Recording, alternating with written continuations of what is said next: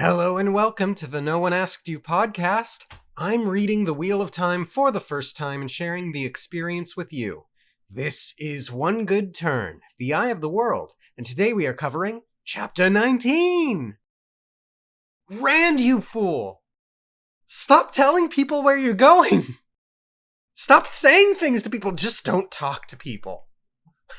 Mac, you fool! And I'm sorry, but at this point, Moraine and Lan are fools too. Because how much of that could have been avoided if they had just sat them down and said, hey, don't go out there.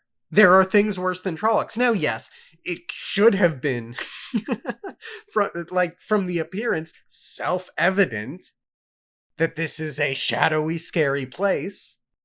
But tell them why. Jeez. So good chapter. It starts with them walking through the paved stone city.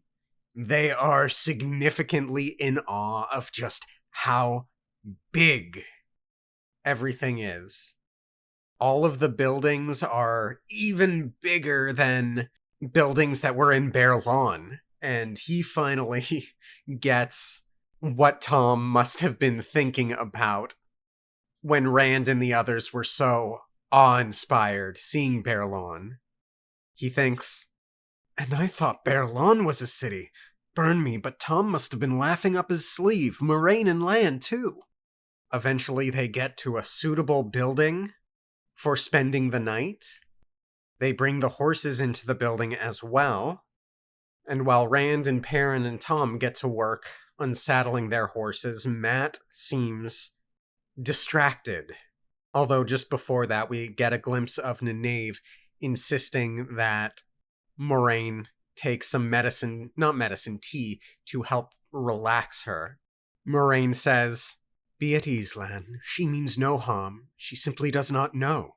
And good, smart Nynaeve, she responds with, "There are many things I don't know. What thing is this?" To which Moraine replies, "For one, all I truly need is a little rest. For another, I agree with you. Your skills and knowledge will be more useful than I thought. Now, if you have something that will help me sleep for an hour and not leave me groggy." Anyway, she ends up making Moraine some tea. I wasn't fully satisfied with that answer from Moraine. It may well be that she just needs rest, but there wasn't an explanation as to why. Moraine really does not like giving answers, and it keeps biting her back, particularly with the shenanigans of the young boys. Anyway, that's when Rand goes to unsaddle the horse, and Mat's looking around all excited. He doesn't do the horse right away, and when Rand realizes Mat is distracted, he says, "Mat gave a start and almost dropped the saddle." "What? Oh, I was just thinking." "Thinking?" Perrin hooted from where he was replacing Mandarb's bridle with a hackamore. "You were asleep." Mat scowled. "I was thinking about what happened back there. About those words. Well, you heard what Moraine said. It's as if some dead man was speaking with my mouth. I don't like it." They talk a little bit about heroes being reborn, and Tom cautions them severely not to talk about that kind of thing. "Aemon's war cry," she said, "right? Maybe your Aemon come back again. The way you go on about how dull Emond's Field is, I'd think you would like that, being a king and hero reborn." "Don't say that." Tom drew a deep breath. Everybody stared at him now. "That is dangerous talk, stupid talk. The dead can be reborn or take a living body, and it is not something to speak of lightly. The old blood, not a dead man. I've heard that it can happen sometimes. Heard, though I never really thought. It was your roots, boy, a line running from you to your father to your grandfather, right on back to Manatharan, and maybe beyond. Well, now you know your family is old. You ought to let it go at that and be glad. Most people don't know much more than that they had a father." And Rand has a concerned thought regarding his own questionable lineage now. Tom cautions them not to worry about the Trollocs and everything, and to just, for the moment, concentrate on getting out of this strange city safely. Rand assures Matt that they're all in this together. It's not just one of them. Again, that sort of harkens back to the concern that the three of them had in the previous chapter regarding which one of them the Dark One supposedly wants. Matt wants to go out and explore the city. You fool! They call the city Aridhall, and it comes back a little bit later as well, but even then I was thinking, no, she said it was once called Aridhall. You should not want to go explore a city that is actually called Shadar Logoth, because that is a much scarier name. Just prior to this, by the way, Tom had taken off after having chastised the group. He goes for a smoke, leaving the kids alone, and it's at that point you think someone really should have gone the extra mile to say, hey, don't split the party. Yet somehow Matt convinces Rand and Perrin to go out and explore during the last bits of daylight left. Stupid Rand! Stupid Matt! Stupid Perrin! Matt is overly enthusiastic, I will add. I wondered at some point, I forget specifically which passage it was. I think it was when he was distracted earlier that had me wondering if he had already been, charmed or something to make him feel some sort of yearning to go explore, but I don't think that's the case, at least not yet. They're exploring around. It's amazing how they think of all of these places as palaces.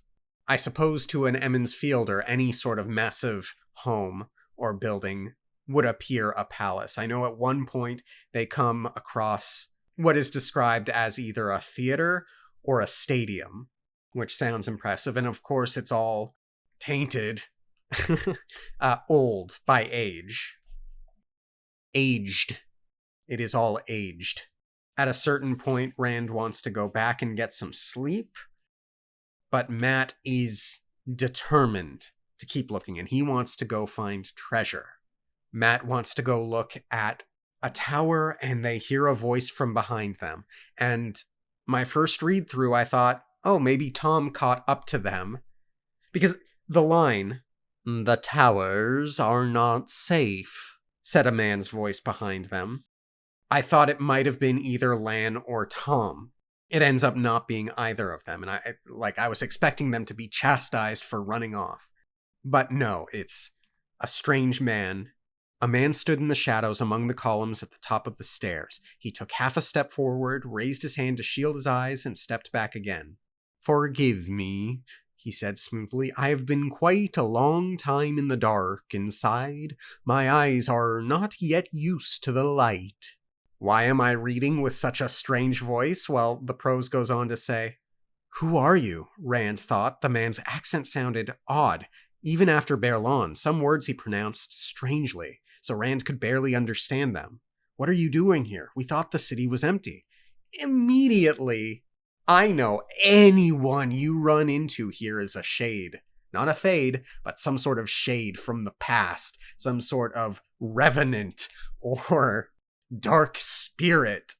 Do not trust anyone you run into in this city that isn't your immediate party, Rand. And then the guy says, "I am Mordeth." And it's not enough that he struggles to look into the light, but that his name has Mord in it.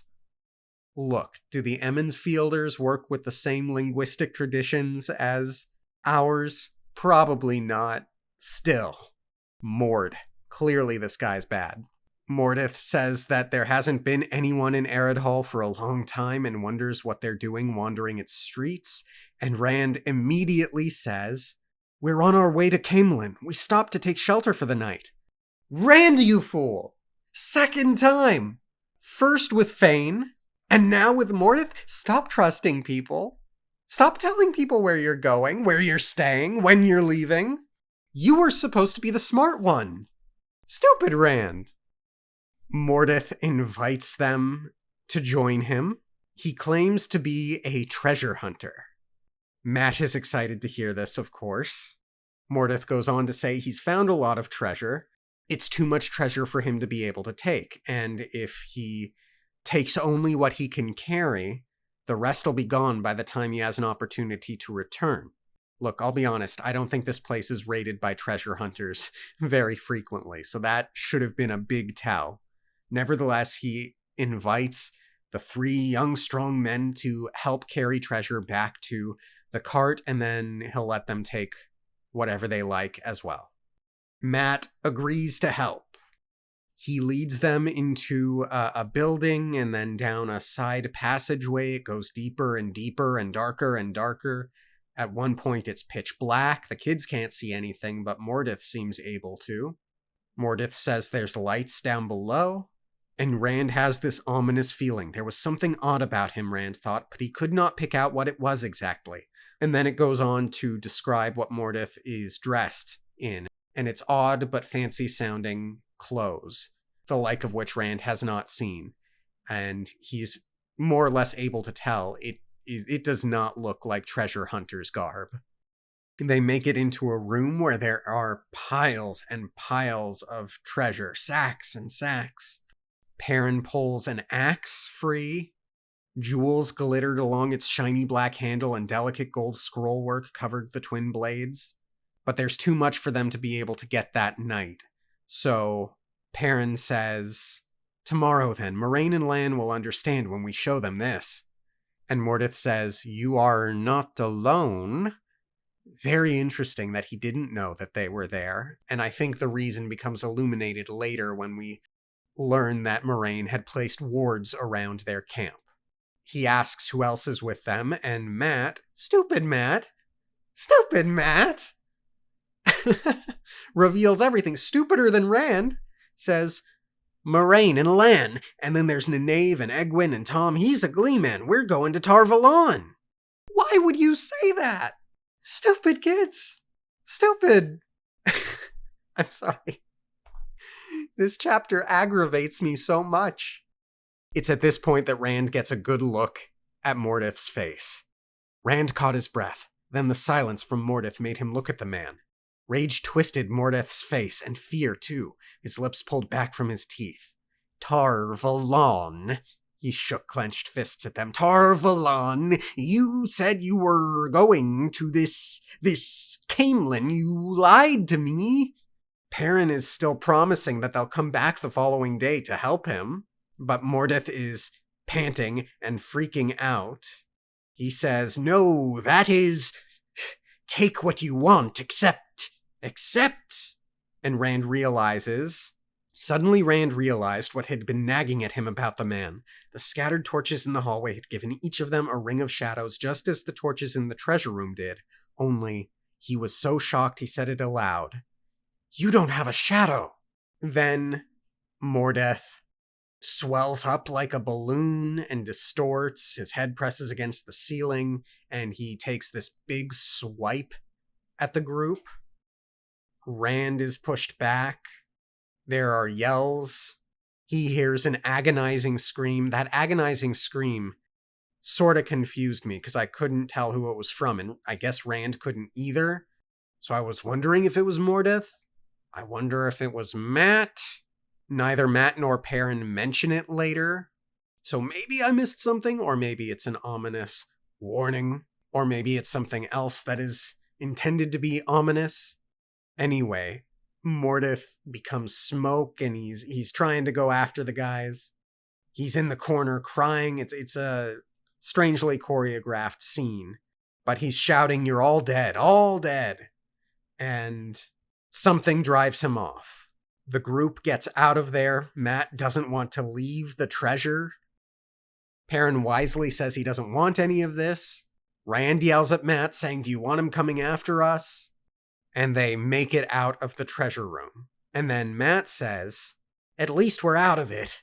Matt got up from the bottom of the pile, dusting himself off in a shaky imitation of his usual manner. "And at least I..." And then Perrin interrupts. "Are we?" And I'm pretty sure, and I can't tell if it's because of my vague foreknowledge or not, I'm pretty sure the end of that sentence would have been something to the effect of, "And at least I managed to sneak this away with us." But he doesn't get the opportunity to. This away with us meaning the dagger that I think he has taken, and which will taint him. He really should have shown it to the... Well, we'll get to that one. Anyway, they start making their way back to the camp. They stay in the middle of the streets, in the light, away from the shadows as best they can while the sun is going down. They feel thousands of eyes watching them, eager, hungry. And at a certain point when they get close to the camp, there's like a moment of reprieve over the matter of one step to the other. They have walked through the ward that we will learn Moraine has set, presumably. And as they walk in, Tom mutters the word fools.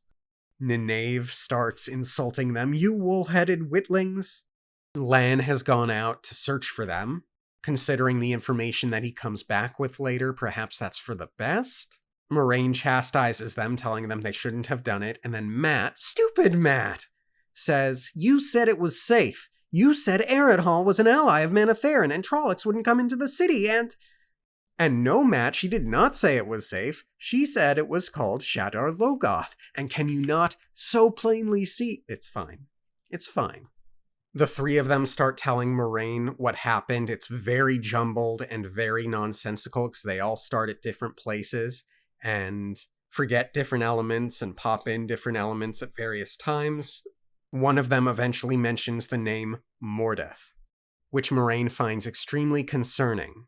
She says, did he touch you? Did he give you anything, or did you do anything for him? I must know.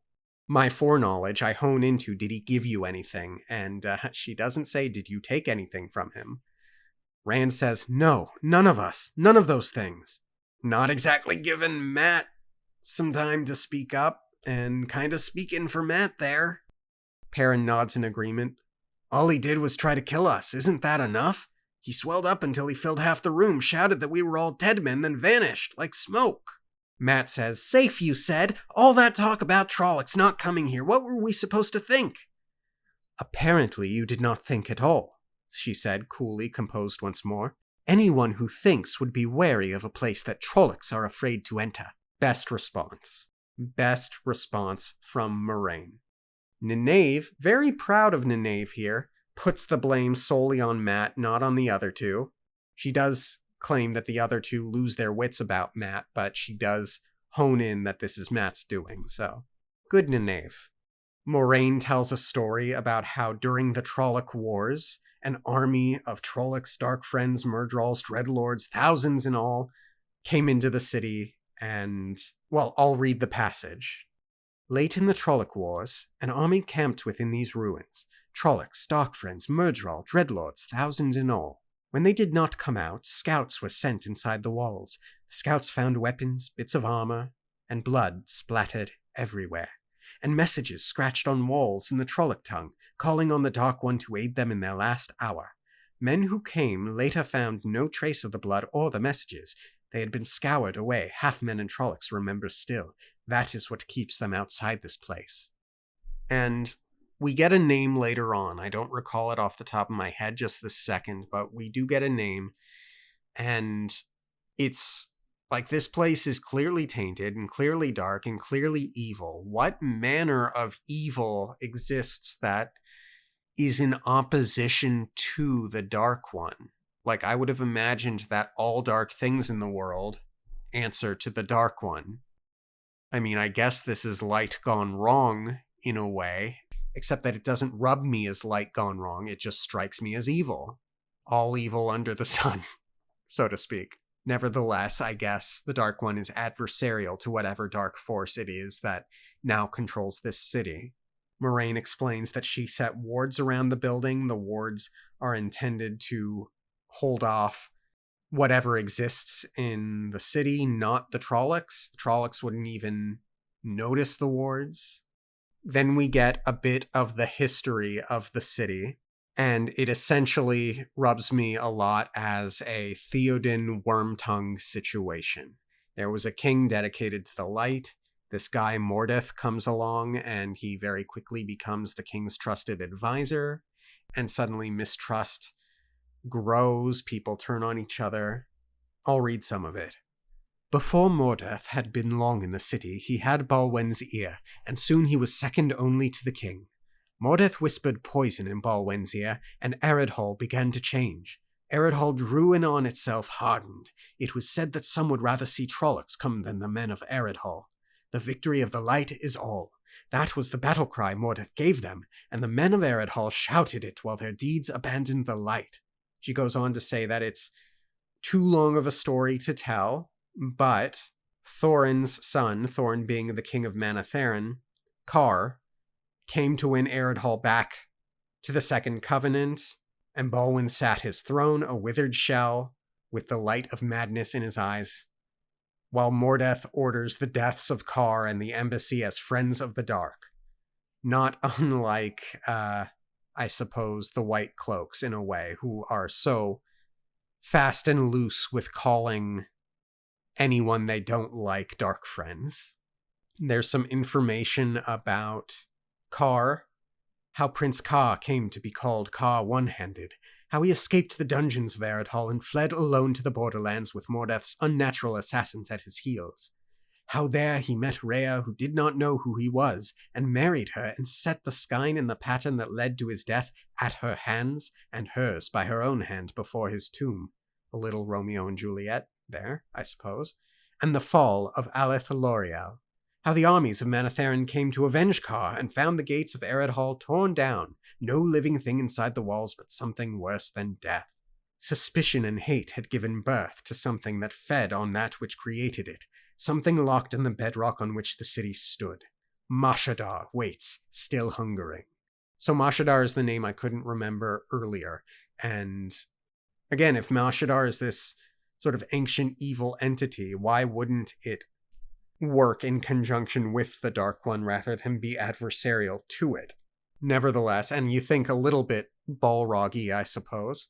Men spoke of Eredhall no more. They named it Shadar Logoth, the place where the shadow waits, or more simply, shadows waiting. Mordeth was the only one not consumed by Mashadar, suggesting to me perhaps that he was working for Mashadar in some way. And Moraine explains that basically, if he ever convinces someone to accompany him to the walls, to the boundary of Mashadar's power, he will be able to consume the soul of that person.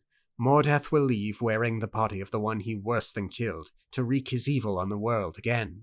So it sounds a little bit like Matt's concern from earlier on in the chapter, where he's like, I don't like the idea of, the past folks from Manetheren using my voice. Ironic that he will probably now have to contend with Mordeth trying to take control of him.